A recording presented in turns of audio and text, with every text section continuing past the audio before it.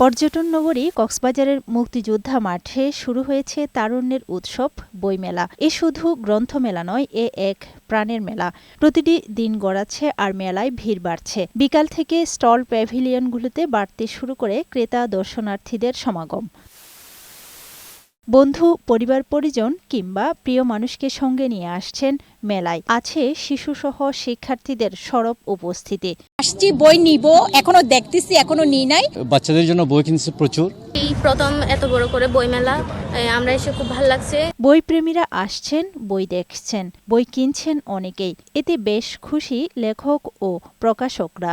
তবে মেলায় জুলাই আগস্টের বিপ্লবকে আরও বেশি প্রাধান্য দেওয়া উচিত বলে মনে করেন শিক্ষার্থীরা।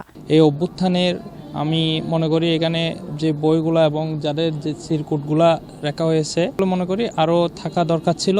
বই না হলে বর্তমান প্রজন্ম, বিগত প্রজন্ম, মানব সভ্যতা, মানব সমাজ গড়ে উঠত না বলে জানান এই লেখক ও গবেষক। একটা বইমেলা একটা প্রজন্মকে গড়ে তোলার ক্ষেত্রে, মানবিক করে গড়ে তোলার ক্ষেত্রে, স্বাধীন চেতা করে আত্মমর্যাদাশীল একটি জনগোষ্ঠী হিসেবে গড়ে তোলার ক্ষেত্রে অত্যন্ত গুরুত্বপূর্ণ ভূমিকা রাখে বই কেনার জন্য ঢাকা কেন্দ্রিক না করে তৃণমূল পর্যায়ে পাঠকদের কাছে বই পৌঁছে দেওয়ার উদ্দেশ্য বলে জানান আয়োজকরা। বই কেনার জন্য সারা বছরে ঢাকা কেন্দ্রিক যেতে হবে, অনেকে যেতে পারে, অনেকে যেতে পারে না। সেটা যদি আমরা তাদের হাতের নাগালে নিয়ে আসতে পারি, বই কেনাটাও তাদের অনেক কাছে হয়ে যাবে, চাইলেই যাতে কিনতে পারে। সেই জন্য আমরা চাচ্ছি যাতে এটা বিভাগে বিভাগে জেলা শহরগুলোতে ছড়িয়ে দিতে পারি।